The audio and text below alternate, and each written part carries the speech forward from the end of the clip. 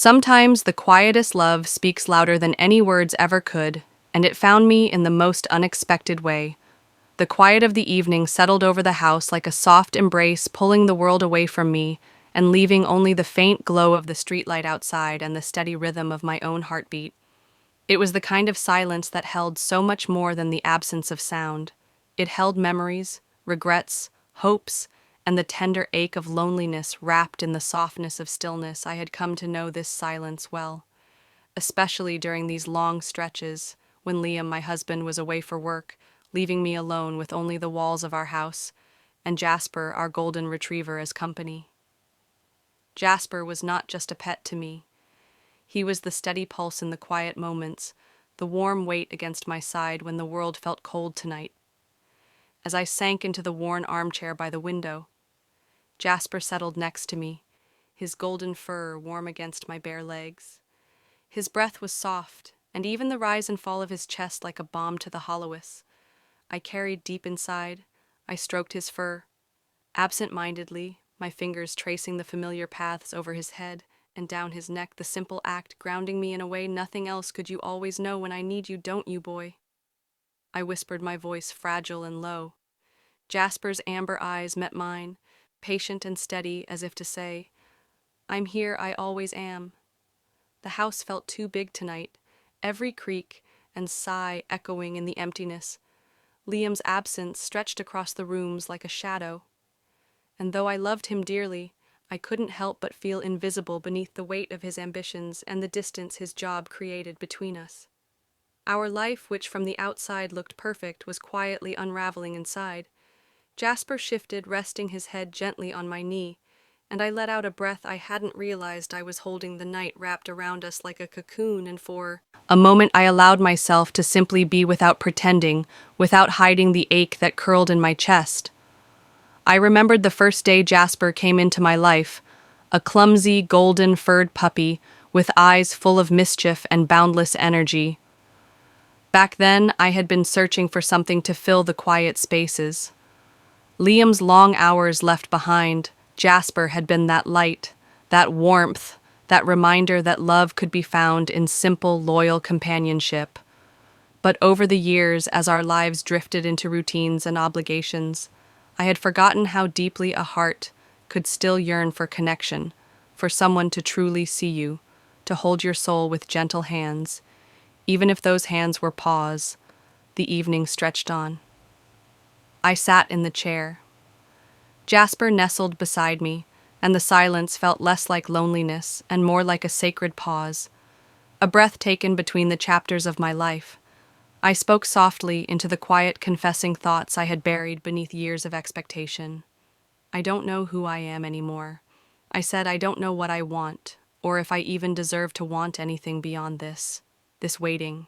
Jasper's tail thumped softly against the floor, a reminder that I wasn't alone, that love could come without words or promises, simply through presence.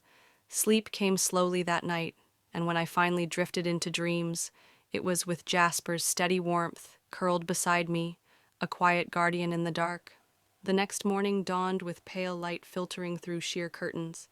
Jasper was already at the door, tail wagging excitedly, ready for our morning walk outside. The air was crisp and cool, the scent of dew and earth mingling in a freshness that seemed to wash away the heaviness inside me as we walked through the quiet neighborhood. The world felt new, each sound sharper, each scent richer. Children's laughter echoed faintly from a nearby park, and I smiled at the memory of simpler days before the weight of adulthood pressed so heavily on my shoulders. Jasper tugged gently on the leash, eager to explore every corner. Every blade of grass I let him lead, following his joyful curiosity, and for the first time in a long time, I allowed myself to be fully present. We found a bench beneath a sprawling oak tree, its leaves golden with the turning season.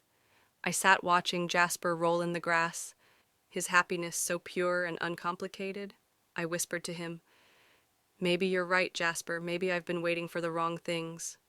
He trotted over and laid his head on my lap, eyes soft with trust and something deeper, a silent understanding of all the unspoken words and hidden wounds. The days that followed were filled with small moments like this, walks in the park, quiet evenings reading by the fire, and long talks with Jasper, where I poured out my fears and hopes, knowing he would listen without judgment. One afternoon, while sorting through old boxes in the attic, I found a leather-bound journal with pages yellowed by time. Curiosity stirred. I opened it to find it filled with handwritten notes, sketches, and fragments of a story of loneliness, love, and the search for meaning in a life that felt both precious and painfully fragile. As I read, I felt a kinship with the unknown author, their words echoing my own thoughts and feelings.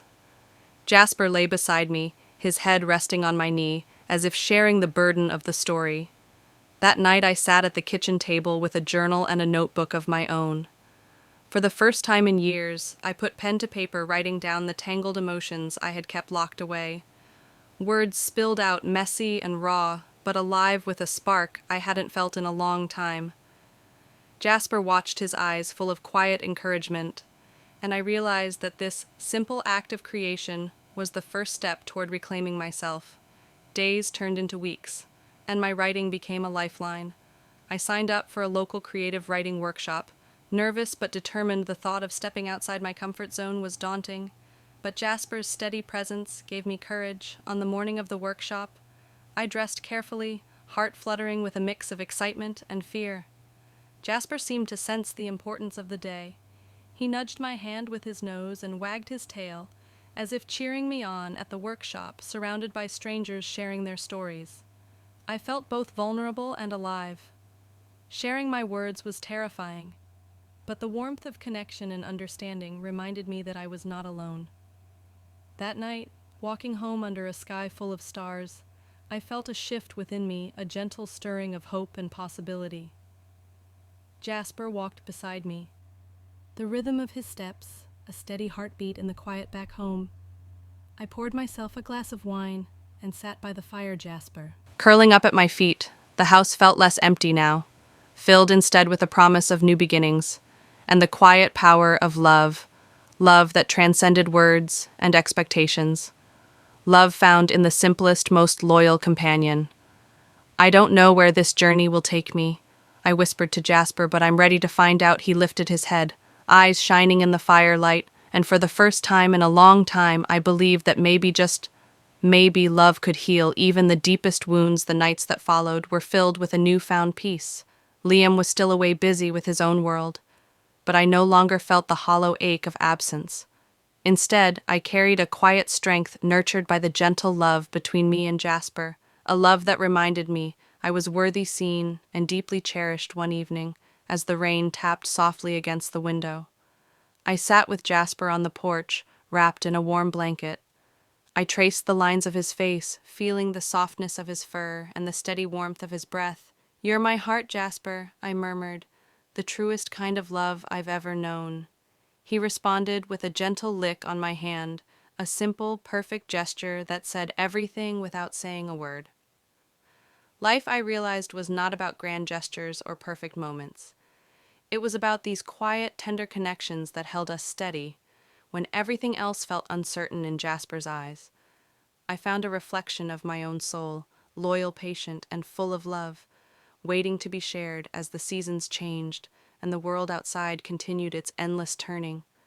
I held on to that love like a lifeline. I wrote, I dreamed, and I opened my heart to the possibility of living fully, no longer waiting in the shadows, and through it all, Jasper was there,